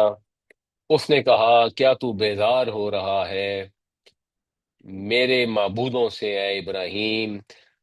اگر تم باز نہ آئے تو میں تمہیں سنسار کر دوں گا، تم ہمیشہ کے لیے مجھ سے دور ہو جاؤ۔ یہ جو مسئلہ اچھا یہ میں کوئی آیت نمبر 42 سے بات شروع کروں گا۔ اس کا لیا بھی یا ابت لما تعبد ما لا يسمع ولا يبصر ولا یغنی عنک شیئا۔ اچھا اس میں دو تین جگہ بار بار یہ ذکر آیا ہے کہ حضرت ابراہیم علیہ السلام نے اپنے والد کو جو حاضر تھا جس کو بڑے پیار سے یعنی کہ ابا جان کہہ کے بلایا۔ اچھا تو یہ قرآن پاک میں جگہ جگہ اسی طرح سے ہی ہے، اور بھی کسی جگہ آئے ذکر تو، لیکن کچھ لوگ ہیں جو کہ اس پہ بضد ہیں کہ نہیں یہ جو آزر تھا یہ چچا تھا، اور اس کے متعلق وہ کچھ ان کے پاس کچھ پتہ نہیں کیا دلیل ہے کہ وہ عربی میں جو ہے نا وہ یہ لفظ جو ہے نا چچا کے لیے بھی بولا جاتا ہے نا، اور دلیل ان کے پیچھے لاجک جو ہوتی ہے وہ یہ شو کرتے ہیں کہ کبھی نبی جو ہے نا کسی مشرک کا بیٹا نہیں ہو سکتا۔ اس کے بارے میں تھوڑا سا اگر روشنی ڈال دیں جی پلیز، جزاک اللہ۔ دیکھیں جی، یہ بنیادی طور پر وہ لوگ کہتے ہیں جن کے خیال میں جو دین ہے نا وہ نسل کی بنیاد پر ہے۔ انہوں نے دین اور نسل کو ایک سمجھ لیا ہے، اور جہاں وہ یہ ڈسکشن کرتے ہیں وہاں اصل ان کا زور ہی ہوتا ہے، حالانکہ اگر زور کو دیکھا جائے تو وہ تو چچا کے متعلق ہی ہے، کیونکہ ان کے خیال میں حضرت ابو طالب جو تھے ان کو ممکن نہیں ہے کہ انہوں نے اسلام قبول نہ کیا ہو، تو اس لیے وہ ہر چیز سے نہ ماننے سے انکاری ہو جاتے ہیں۔ تو وہاں تو بات چچا کی ہو رہی ہے، تو یہاں پہ اگر چچا بنا بھی لیں گے تو وہ مسئلہ تو ان کا حل نہیں ہوتا۔ تو بہر کیا ان کا یہ انہوں نے خود سے ایک عقیدہ بنایا ہے کہ جی جو باپ ہوتا ہے نبی کا وہ کبھی بھی مشرک نہیں ہو سکتا۔ یہ پتہ نہیں کہاں سے عقیدہ آیا اور کیوں آیا اور اس کی کیا بنیاد ہے، کوئی بنیاد نہیں ہے۔ اگر حضرت نوح علیہ السلام کا بیٹا مشرک ہو سکتا ہے، ان کی بیوی ہو سکتی ہے، حضرت لوط علیہ السلام کی بیوی ہو سکتی ہے، ان کی ساتھی مشرک کہہ لیں یا کافروں کی ساتھی کہہ لیں، تو وہ حضرت ابراہیم علیہ السلام کا باپ بھی ہو سکتا ہے، اور واضح الفاظ میں باپ کے الفاظ استعمال کیے گئے۔ تو بس ان کو کیونکہ یہ ضد ہے تو اس لیے وہ ثابت کرنے کی کوشش کرتے ہیں کہ چچا بھی کہا جا سکتا ہے۔ اس کی دلیل وہ یہ دیتے ہیں کہ جہاں پر حضرت یعقوب علیہ السلام نے اپنے بچوں سے کہا کہ میرے بعد تم کس کی عبادت کرو گے، تو وہ کہتے ہیں کہ نعبد الہک و الہ آبائک ابراہیم و اسماعیل و اسحاق الہا واحدہ، کہ ہم عبادت کریں گے ایک خدا کی جو تیرے باپ دادا کا بھی خدا ہے۔ اور باپ دادا کے اندر پھر وہ نام لیتے ہیں ابراہیم، اسماعیل اور اسحاق کا، تو کہتے ہیں اسماعیل تو ان کے چچا تھے حضرت یعقوب علیہ السلام کے، تو انہوں نے چچا کو باپ میں شامل کر لیا، حالانکہ وہ چچا کو باپ میں شامل نہیں کیا، آبا کی بات ہو رہی ہے۔ تو آبا کی جب بات ہو رہی ہے، جیسے ہم کہتے ہیں ہمارے باپ دادا، تو جب ہم یہ کہتے ہیں تو اس باپ دادا میں ہمارے والد بھی شامل ہوتے ہیں، ہمارے چچا بھی شامل ہوتے ہیں، ہمارے والد کے چچا بھی شامل ہوتے ہیں، وہ تو باپ دادا کا لفظ ہے۔ تو کوئی اس طرح کا لفظ ہو تو وہاں پہ تو ظاہر سی بات ہے آبا کے اندر چچا شامل ہو جاتا ہے۔ اس کا یہ مطلب نہیں ہے کہ اب باپ کی بات ہو رہی ہے، ابھی کی بات ہو رہی ہے اور اس کے اندر زبردستی چچا ٹھونس لیا جائے۔ تو بس وہ ان کی ضد ہے، اور اسے پتہ نہیں کیا اچیو ہوگا۔ مثلا یہ پتہ لگ گیا کہ حضرت ابراہیم علیہ السلام کا باپ ایکچولی مشرک نہیں تھا، ان کا کوئی چچا تھا، اور اپنے باپ سے کوئی ان کا ڈائلاگ ہی نہیں ہوا اور چچا سے ہی ہوتے رہے، تو اس سے اچیو پتہ نہیں کیا ہوگا۔ بس ان کو یہ اچیو ہو جاتا ہے، کیونکہ وہ پھر آگے ثابت کرتے ہیں کہ اوپر یا نیچے، جو دوسری چیز انہوں نے ثابت کرنی ہوتی ہے وہ یہ کرنی ہوتی ہے کہ جو اہل بیت ہیں وہ باقی اس تمام امت سے افضل ہیں، اور پھر اہل بیت کے اندر وہ چچا کے بیٹے کو لے آتے ہیں پہلے، حضرت علی کو، حالانکہ حضرت علی تو اہل بیت نہیں بنتے، اگر آپ اہل بیت کی کوئی سی بھی ڈیفینیشن کر لیں تو اس میں حضرت علی نہیں بنتے، بٹ وہ ان کو لے آتے ہیں۔ اور جب چچا کے بیٹے کو لے آتے ہیں تو اگر ابراہیم علیہ السلام کے لیے چچا کو مان نہیں لیا کہ چچا مشرک تھا، تو پھر بھی چچا کے بیٹے کا بھی مسئلہ وہیں پہ کھڑا ہو جاتا ہے، اور نسلی رشتے کی بنیاد میں وہ سب سے افضل کا۔ اب حضرت امام حسن اور حسین ویسے ہی افضل تھے، جنت کے نوجوانوں کے سردار تھے، سارے مسلمانوں سے افضل تھے، یہ کوئی نہیں مانتا کہ باقی صحابہ تھے وہ افضل تھے، لیکن بہرحال ان کا بڑا مقام ہے اور اتنا بہت ہے۔ مگر ان کے دین کی بنیاد ہی یہ ہے کہ حضرت علی اور حضرت امام حسن اور حسین یہ سب سے افضل ہیں، اور باقی سارے صحابہ ایکچولی وہ نعوذ باللہ غلط تھے، اور ابو بکر رضی اللہ عنہ اور حضرت عمر اور حضرت عثمان وہ تو خلیفہ تھے ہی نہیں۔ وہ تو کہتے ہیں پہلے خلیفہ بھی حضرت علی تھے، دوسرے بھی حضرت علی تھے، تیسرے بھی اور چوتھے بھی، سارے خلیفہ حضرت علی تھے، انہی کا حق تھا۔ کیوں حق تھا؟ کیونکہ وہ نسل سے ان کا تعلق تھا۔ تو یہ بس ڈٹائی کہہ لیں اس کو، اور دلیل کے بغیر یا جیسے وہ فرما رہی ہیں کہ دین میں کجی اختیار کرنا جو ہے نا، یہ وہ والا کیس ہے، اس میں کوئی خاص اس طرح حقیقت نہیں ہے۔ آج ہم ڈسکس کریں گے ہاؤ، کیسے کوئی کام کیا جاتا ہے۔ پہلے ہم نے ہاؤ کا پہلا اینگل دیکھا تھا جس کا نام تھا حالت، آج اس کا دوسرا اینگل دیکھیں گے۔ اس میں ٹوٹل تین اینگل ہیں۔ دوسرا اینگل ہے اس کو کہتے ہیں مفعول مطلق۔ اس میں کیا کیا جاتا ہے کہ ایک مصدر ایڈ کیا جاتا ہے جو مین ورب سے ڈرائیو ہوتا ہے، جو اس کا مین فعل ہے اس کا جو مصدر ہے اس کو ایڈ کیا جاتا ہے، اس سے ایک ایمفسس کریٹ ہو جاتا ہے۔ جیسے مثال کے طور پر اللہ تعالیٰ فرماتے ہیں انا سببنا الماء سبا، تو سبن جو ہے یہ سبا کا مصدر ہے، ہم نے برسایا پانی کو جیسے برسایا جاتا ہے۔ اور ایمفسس کو اگر بامحاورہ فارم میں لے آئیں تو اس کا مطلب بنے گا ہم نے موسلا دھار بارش برسائی۔ یا اللہ تعالیٰ فرماتے ہیں وَكَلَّمَ اللَّهُ مُوسَىٰ تَكْلِيمًا، اور کلام کیا اللہ نے موسیٰ سے جیسا کلام کیا جاتا ہے۔ تو اس کو کہتے ہیں مفعول مطلق، جیسے کوئی چیز کی جاتی ہے اس میں ایک مصدر ایڈ ہو جاتا ہے۔ تو یہ اگر آپ دیکھیں گے، آپ پہچان لیں گے، آپ کو ترجمہ کرنے میں آسانی ہو جائے گی۔ ہوتا یہ بھی نصب کے اندر ہے، جیسے باقی کے مفاعیل جو ہیں وہ نصب میں آتے ہیں۔ اب آپ نے اس میں پہچاننا ہے کہ یہ جو ہائی لائٹڈ اسم ہیں ان کے اندر رفع نصب یا جر میں کیا ہے اور کس وجہ سے ہے۔ صاحب نصب میں ایسا یہ مفعول ہے، یہ مفعول ہے کس فعل کا؟ آتی نہیں ہم نے عطا کیا، آتی نہیں میں نے عطا کیا۔ نہیں، آتانی اس نے دی مجھے کتاب ہے، بہرحال اسی فعل کا، یہ جواب درست ہے۔ اچھا، نبیین جو ہے یہ کس میں ہے؟ مفعول مطلق ہے، مفعول مطلق کے لیے تو پہلے فعل آنا چاہیے۔ نبی نے بنایا، یہ ہاں مفعول ہے، سوری یہ نصب میں ایسا ہے، ہاں جی، یہ مفعول ہے۔ موسٹ پرابلی یہ مفعول ہے، ویسے یہ تمیز بھی ہو سکتا ہے لیکن موسٹ پرابلی یہ مفعول ہے، اس نے مجھے نبی بنایا۔ ٹھیک ہو گیا جی۔ اس میں بتائیں جی، اذ نادا ربہ، ربہ کیا ہے؟ وہ نصب میں ایسا نصب میں ہے، کیوں ہے؟ کہ اس کا نادا ندا دی، ندا ندا الرب نادا نادا نانا، یہ مرکبے ربا ہو کی بات ہو رہی ہے نا سر؟ جی رب کی بات ہو رہی ہے، رب میں بے پر اچھا، زبر کیوں ہے؟ مفعول ہے۔ نادا مفعول کا ہے، مفعول۔ نادا کا مفعول ہے، اس نے پکارا اپنے رب کو۔ اب یہ آپ جب پہچانتے ہیں نا تو ترجمہ صحیح ہو جاتا ہے، ورنہ جو لفظی ترجمہ لوگ کر رہے ہوتے ہیں نا وہ فلو میں کر جائیں گے کہ اس کے رب نے پکارا، حالانکہ یہاں مطلب ہے کہ اس نے پکارا اپنے رب کو۔ نداءن کے اوپر کیا ہے جی رفع نصب جر اور کیوں ہے؟ نصب نصب ہے نداءن، جی کیوں ہے؟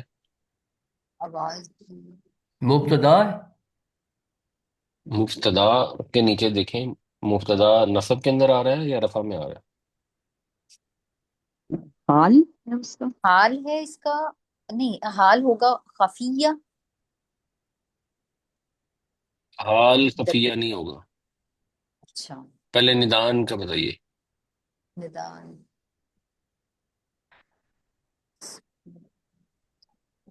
اس کو ہم خبر کہہ سکتے ہیں، نائب فائل۔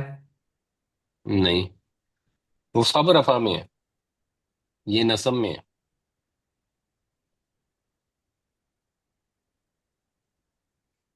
تو یہ مفعول لہو یا مفعول؟ مفعول کے ساتھ مفعول لہو، ربہ ہو کے ساتھ ندا ہے۔ مفعول ہے سر یہ؟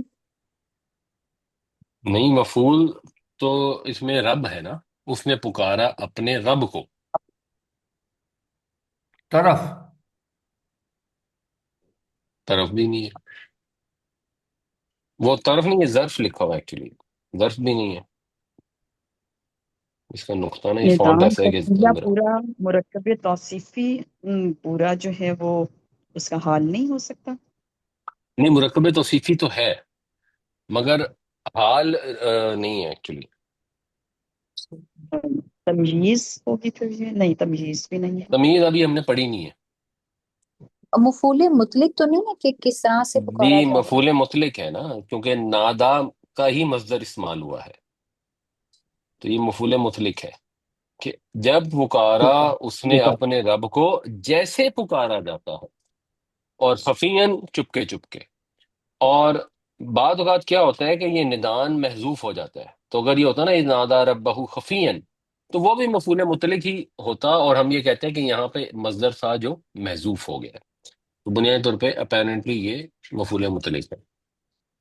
اچھا جی، اس کے اندر عرض جو ہے یہ کس میں ہے؟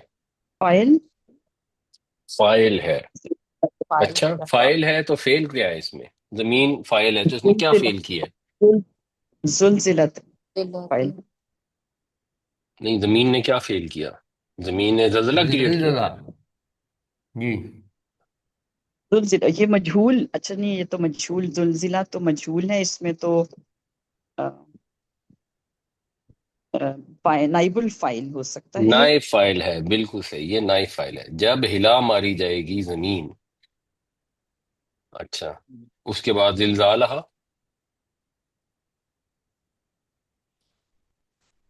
مفعول مطلق. مفعول مطلق، بالکل ٹھیک. تو ایسے ہلا ماری جائے گی جیسے ہلایا جاتا ہے، با محاورہ ترجمہ ایمفسس کا ہو جائے گا جب زمین بری طرح ہلا ماری جائے گی. اللہ تعالیٰ ہمیں قرآن پڑھنے، سمجھنے، اس پر عمل کرنے کی توفیق عطا فرمائے. ہمیں اپنے نبی پاک صلی اللہ علیہ وسلم کی سیرت کے مطابق زندگی گزارنے کی توفیق عطا فرمائے. ہمیں یہ توفیق دے کہ ہم اپنے رب سے محبت کریں، اپنے نبی پاک صلی اللہ علیہ وسلم سے محبت کریں، اور ہم اپنے رب کے پسندیدہ بن جائیں. آمین یا رب العالمین.